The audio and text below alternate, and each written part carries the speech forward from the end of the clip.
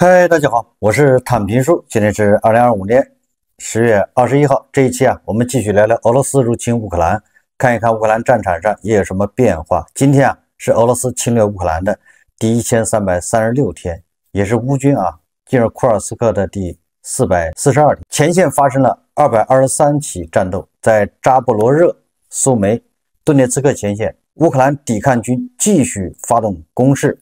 总司令谢尔斯基表示已经重挫了占领军，并收复了部分失地。今年以来，抓获2060个俄军战俘，敌人已经丧失战略主动权。俄军是黔驴技穷，没有进攻的招数。虽然俄罗斯方面态度非常强硬，但前线进展的确举步维艰。也毕竟在波克罗夫斯克那么个小城已经打了快2年了，毫无收获只是留下了一具又一具的俄军的尸体，一辆又一辆的被摧毁的坦克、装甲车。所以说，俄乌冲突俄军已经是黔驴技穷，只能依靠消耗廉价的耗材来维持运转。但是俄罗斯后院正在起火，正在吞噬他们的有限的资源，吞并乌克兰已经变得越来越不可能。俄军只有失败多少的问题。美国媒体说2025年每有1名乌克兰人死亡，就有5名俄军死亡，1比5的战损。尽管发动了大规模进攻，但损失惨重，并进行了大规模的动员，但是俄军在战线上几乎没有取得任何进展。在这个扎波罗热前线昨天在多个方向爆发了激烈战斗，但战线变化也不大。前线俄军传出了一件匪夷所思的事，一名俄军士兵向妻子发送带有地理定位的图片时被乌军截获。乌军通过技术手段很快锁定坐标，乌军的战斗机腾空而起，该名俄军所在阵地瞬间被夷为平地。根据这个欧洲媒体报道说俄军在库普扬斯克的损失数据表明，俄军在库皮扬斯克遭到了失败，说340天内俄军损失了27000名士兵，每平方公里约有800名士兵死亡。按照这个进度说俄军要征服乌克兰需要3800到16900年，死亡人数为1.1亿到4.89亿。这个最让人尴尬的是，克里姆林宫每月招士兵3万人，但损失超过了3.5万人，那这个入不敷出新兵没有这个死亡的士兵多，那么就造成俄军这窟窿越来越大我们再看看这个乌军对俄罗斯炼油厂和这个能源基础设施的打击效果。昨天咱们说了这个乌克兰总参谋部说10月19号晚上，乌克兰特种作战部队与俄罗斯抵抗组织黑色火花协同，对距离乌克兰1500公里的奥伦堡天然气处理厂实施打击，该厂设施据报发生爆炸并引发大火。这是昨天的报道那么今天根据这个奥伦堡被打击之后的这个画面显示俄罗斯最大的天然气化工厂发生重大火灾。俄罗斯媒体证实该炼化设施遭受重创，该厂年设计天然气加工能力高达450亿立方米。冬天到了俄罗斯人的这个天然气最大的一个工厂被炸，这个势必会影响一部分俄罗斯人冬天过冬。可以说这个冬天俄罗斯人是不会太平静的，他的能源设施一直遭到乌克兰的打击，而迟迟得不到恢复。那么这个俄罗斯人这个冬天一定是非常难熬距离俄乌前线900公里的俄罗斯新库伊比雪夫斯克炼油厂昨晚再次遭到乌军的打击，年产790万吨这个是遭到乌军反复的轰炸，不把它炸停产誓不罢休。这个虽然它只占俄罗斯总炼油产量的3%，但是现在是俄罗斯这个炼油能力是越来越弱，你打掉一个没法恢复，对吧？这个给俄罗斯这个汽油、柴油这个缺口是越来越大。在别尔江斯克的燃料和运化油基地也被乌军击中，发生了猛烈的爆炸。截止目前啊，乌克兰基本上把它的无人机和远程武器啊能够够得着的俄罗斯的炼油厂都炸了一遍，最远是2000公里，是2600公里吧，在秋明，对吧？已经在那个在它俄罗斯的亚洲部分了，一个最大的炼油基地遭到乌军的打击。根据媒体报道啊，说乌军现在已经开始打击俄罗斯的电力设施，现在在攻击目标有日古列夫斯卡亚水电站、叫萨拉托夫水电站、伏尔加格勒水电站，而这些水电站负责莫斯科的供电。显然啊，这个泽连斯基说要让莫斯科停电，这个恐怕这个计划正在实施过程中啊。也就是你看啊，乌克兰到了冬季啊，更加有针对性的打击俄罗斯的能源设施。大家也知道啊，没有能源，这个冬天俄罗斯人怎么过啊？俄罗斯叫别列季尼兹市一座变电站发生爆炸，导致波尔姆边疆区部分城区水电供应中断。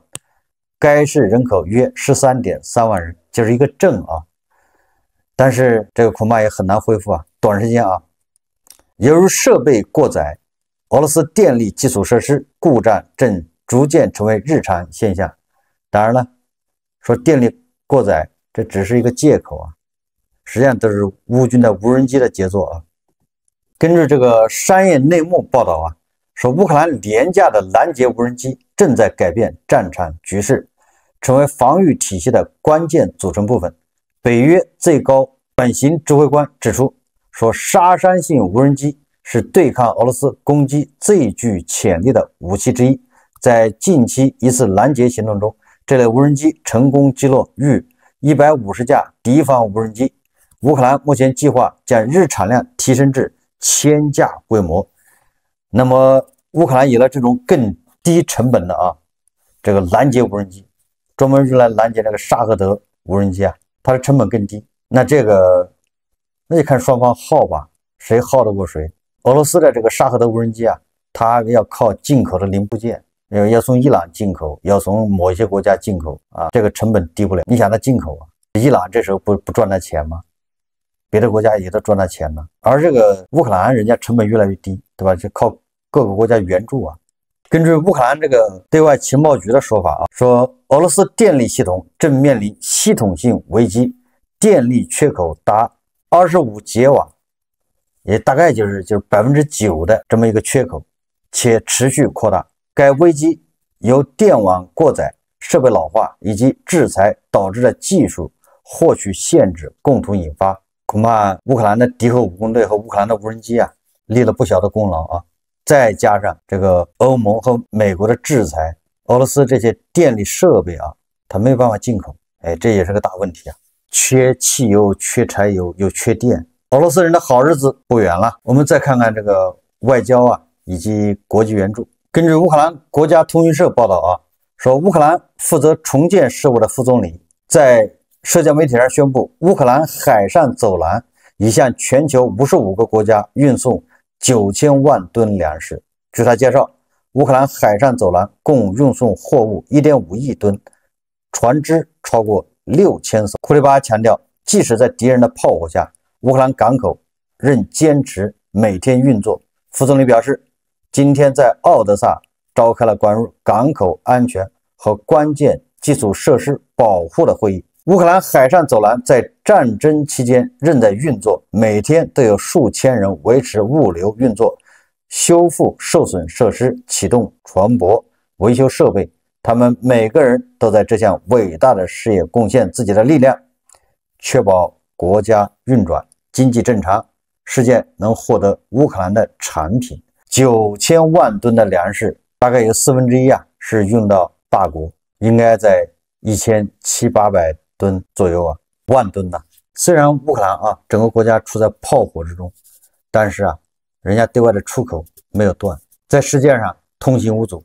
而俄罗斯的产品呢，四处啊受到制裁。这两项一比较就知道了啊，谁对吧？越打越强，谁能扛得住？2028年1月1日起啊，欧盟将正式禁止所有成员国从俄罗斯联邦采购天然气。也就是整个欧盟啊，从2027年12月31号开始就是截止了，所有的协议不再续签了，跟俄罗斯的这个天然气还有液化天然气全部终止，你俄罗斯的能源就没有办法再卖到欧盟了。从那一天开始啊，整个俄罗斯你再多的石油天然气你再便宜，跟人家欧洲没关系，你爱卖哪儿卖哪儿。这个确实太狠了啊！认为这个你有天然气，你有石油，你想卖哪卖哪，不是这样的啊！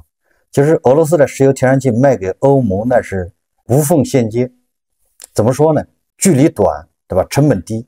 现在啊，欧盟不要俄罗斯的石油天然气能源，欧盟虽然也很吃亏啊，它也从美国、从澳大利亚、从中东，对吧？从伊拉克、从中亚、阿塞拜疆、哈萨克斯坦，对吧？进这个石油天然气。虽然成本稍微高那么一点，但是你俄罗斯的石油天然气就够呛了。为什么呢？就人家成本高，人家愿意花钱买，他是买方，你卖方，你想卖高价是不行的。就是说，你从俄罗斯运到别的地方，那就太远了，这路费成本就不合适了。本来俄罗斯的石油天然气开采成本就高，如果再加上路费、运费高，它没有任何竞争力，那它只能压价，就是说。它运费高了，因为别人不可能多花钱买啊，所以它只能，对吧？每桶石油的价格下降，它本来开采成本就高，所以说呢，有可能造成越卖越亏，它不合算。所以我们退一步说啊，就是停战了，欧盟不给它解除制裁，你说俄罗斯能干什么？这个热战战场上的硝烟可以暂时的消散，但是这种贸易上的战争，这是要命的。离开了欧洲啊，这个俄罗斯。想恢复战争的创伤，对吧？想经济复苏，那简直跟做梦一样。有人就说了，那他还有个好兄弟吗？好大儿，这个确实啊，有个好大儿，但问题是，俄爹他不愿意心甘情愿成为好大儿的原料供应国，怎么办吧？你协调一下，也就是俄爹他宁愿成为德国、欧盟的原料供应国，工业品的这个。消费国，他也不愿意成为好大儿的原料供应国和工业品的这个消费国。哎，人家左防右防的就是防着你。很多黄俄他搞不懂这些，退一步吧，俄爹宁愿跟日本合作，他都不愿意跟好大儿合作。很多人理解不了这个啊，中间这些地缘政治、这些历史、这些弯弯绕，就是一厢情愿的，俄爹就是好。所以我倒希望欧盟啊，别废话，对吧？第20轮制裁赶紧上，对吧？制裁到30轮。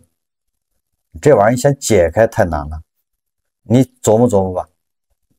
你普京想要让欧盟把这制裁解开，完了你还要求乌克兰把土地给俄罗斯，你觉得有这可能吗？欧盟只会啊要求俄罗斯战争赔偿，完了还要追究战犯的责任，人家连法庭都准备好了，经费都拨了啊，法庭开始运作了。我们退一步说吧，就是欧盟你没那个能力对吧？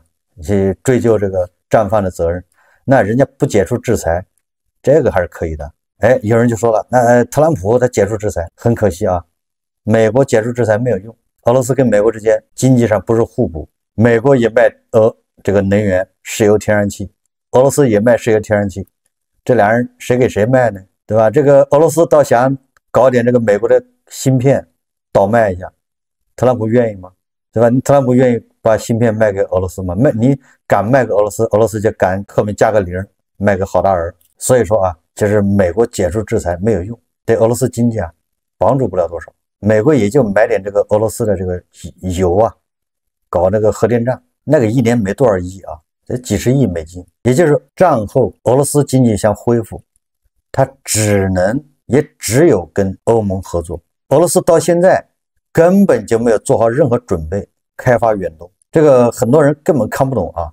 虽然普京一天到晚上蹿下跳的忽悠这个好大儿，你知道吗？要开发远东，首先他人要过去啊，大量的往那儿移民呐，这些动作都看不到啊。再说了，这个俄罗斯西部的人，对吧？圣彼得堡、莫斯科地区的人，他怎么可能往这个远东地区跑呢？然后他如果不把俄罗斯人搞过去的话，合着好嘛，你来一开发，那变成全是，那地方就相当于被你占了，他没有俄罗斯人呐，对吧？你这搞个100万人过去，人受得了吗？人整个远东才多少人呢？你到时候这地方是谁的都说不清了已经。所以我告诉你啊，俄罗斯是千防万防的啊，左防右防就是防这个。这根本就不打算开发，对吧？协议签了好多，热闹，那都是想骗钱的，套你点钱，是吧？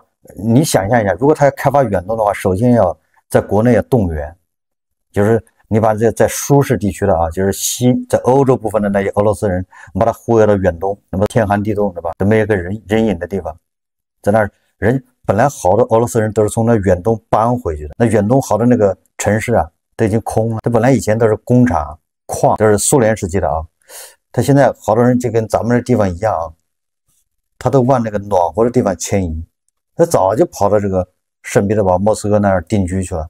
你这时候又动员人家回去啊，说我们回到这个远东开发，就像咱们以前，对吧？咱们以前为了防止美帝、防止苏修，对吧？进攻，搞那个大三线，对吧？上海人、东北人、福建的人，对吧？支援什么云南，那个大山里面三线嘛。现在人一搬走，对吧？那三线很多建的工厂、城镇都荒芜了，都没人了，对吧？这大家都能看到。你现在你又说让人家再回去，说你们有没有人愿意回去啊？对吧？咱们那地方条件还不算恶劣的啊，也就是大山里面。那远东地区那是天寒地冻啊，很多城镇废弃。所以说你要开发远东不是那么一句话的事，不是普京一个人把脑门一拍，头脑一热啊，在那儿画个圈。你画圈你给他画哪儿？天寒地冻的地方画个圈。所以这里面又要说的这个不靠谱啊，特朗普忽悠了泽连斯基，把泽连斯基人家还派了个先头部队啊，一个大的团叫代表团，先到美国白宫谈完之后，泽连斯基过去，结果千不怕万不怕，就怕普京来电话。这普京一个电话打给特朗普，特朗普立马受宠若惊呐，立马对吧就改变了态度，逼泽连斯基投降。泽连斯基说啊，如果乌克兰现在接受一项糟糕的领土协议，我们将被排除在所有未来的谈判之外。特朗普转达了普京的要求，要求乌克兰放弃顿涅茨克和卢甘斯克。不过，特朗普后来否认向泽连斯基施压，要求其放弃领土。相反，他提议冻结当前前线的战争。大家看视频啊。For our nations and for such circumstances where we are, what we have, and against such big country which is against us, I think we have to stop where we are. And he is right. President is right. And we have to stop where we are.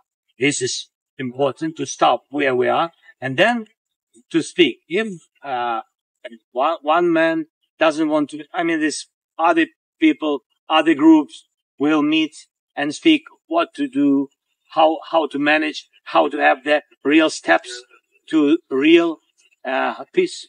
Is this something you agree to? Justin, lasting peace. This is important. But I agree with President. Yes, both sides have to stop. But between us, it's about Putin because we didn't begin this war. Mr. President. I met with President Zelensky, as you know, today, and we had a very good meeting, very cordial meeting. In my opinion, they should stop the war immediately. You go by the battle line wherever it is, otherwise it's too complicated. You'll never be able to figure it out. You stop at the battle line, and both sides should go home, go to their families, stop the killing, and that should be it. Stop right now at the battle line. I told that to President Zelensky. I told it to President Putin. Thank you very much, everybody. 那我们看看这个《金融时报》还有其他媒体怎么报道的啊？就是现在啊，很多媒体啊，就把这个泽连斯基和特朗普当时会晤的这个场景啊，绘声绘色的给报道了，但是咱也不知道真假啊。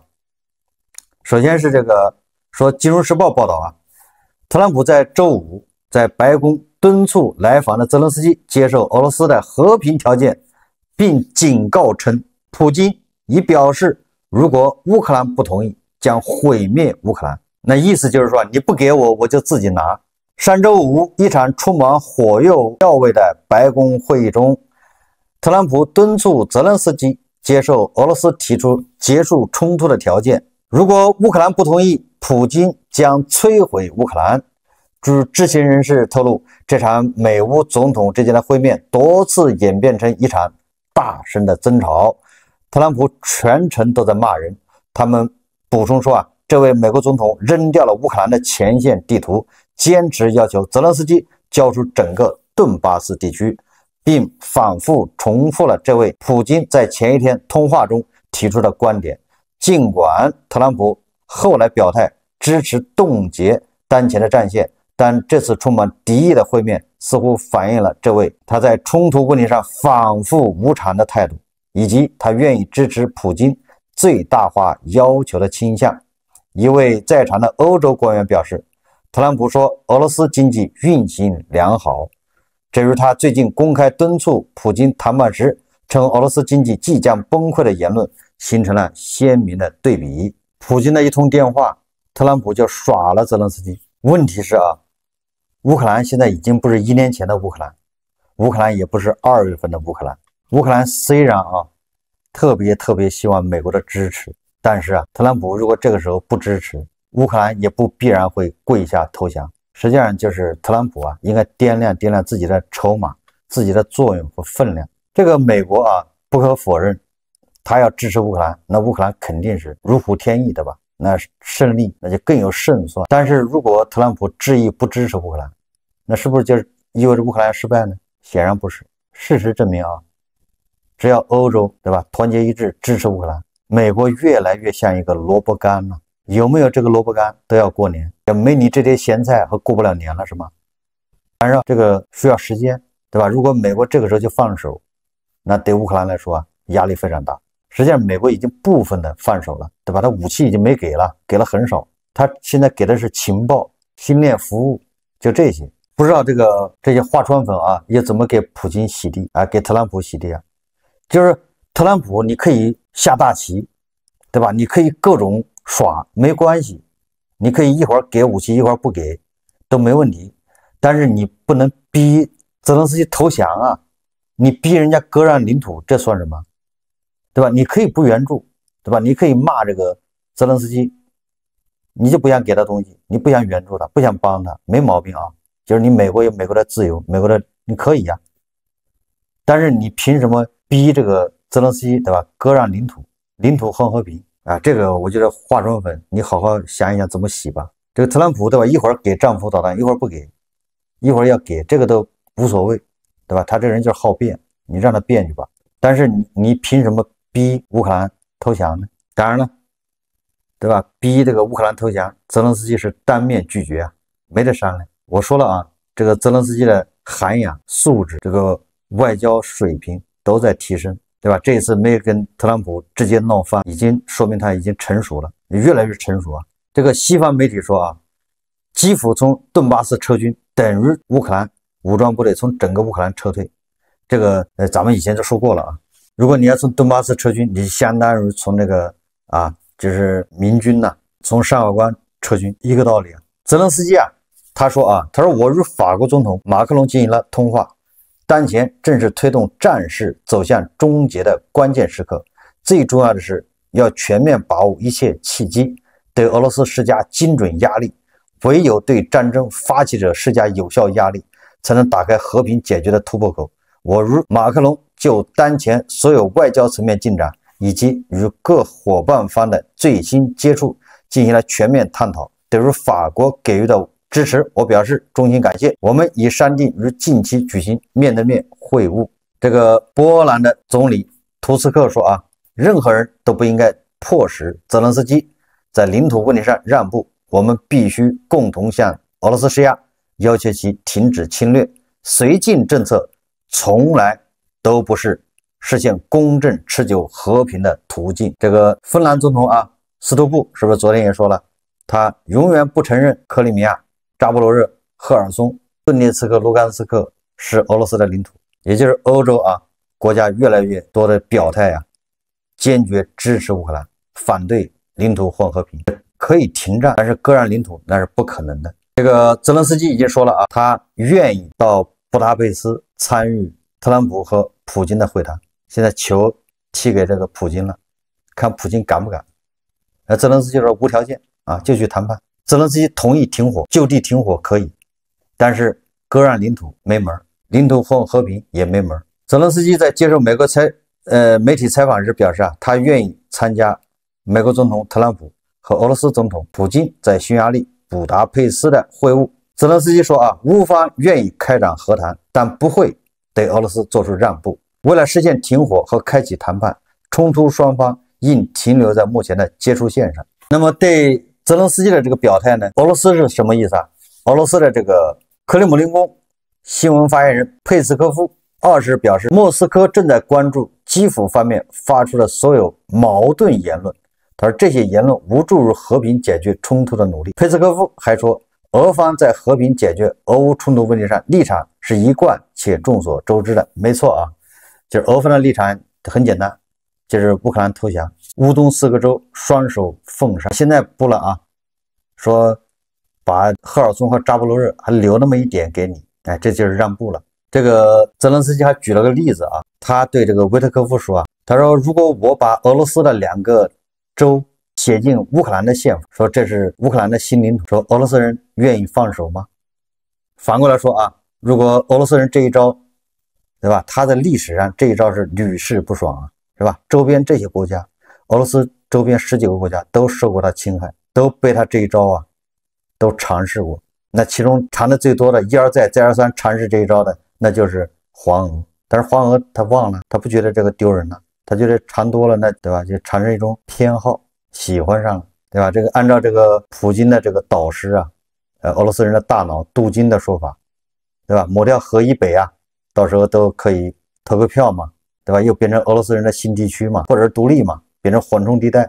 但是我告诉你啊，就这么一个，对吧？思想的人，居然成为这个黄俄大国的一个座上宾。每次论坛他请他，你一请他给他钱呢，给他买机票啊，给他订酒店呢，就对待一个这么公然要侵略一个国家的人，居然这么客气，座上宾。这个确实啊，这个也怪不得乌克兰人瞧不起你，对吧？你有投降的习惯，你老劝别人投降，这叫什么事啊？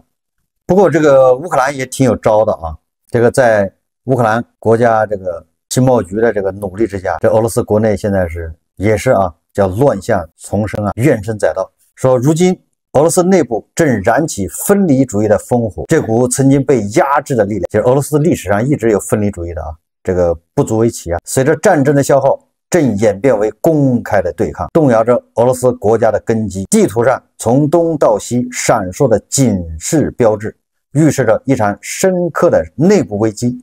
乌克兰情报部门的介入，则为这片干柴火上浇油。在俄罗斯最广阔的加盟共和国雅库特，分离情绪已演变成一场关乎身份认同与深层的抗争。这片蕴藏着亿万钻石和黄金、天然气的土地，长期以来被视为莫斯科的资源殖民地，当地人民生活贫困，环境破坏触目惊心。乌克兰战争的爆发，彻底点燃了积压已久的怒火，成千上万的雅库特青年被送往战场。远东的黄种人啊，他们的伤亡率远超莫斯科、圣彼得堡地区40倍，而他们的家乡却在持续被掠夺。地方代表亚历山大·伊万诺夫公开站了出来，他在土耳其接受采访时，直接挑战莫斯科的权威，呼吁雅库特与俄罗斯分离。他与伊斯坦布尔反突厥主义圈子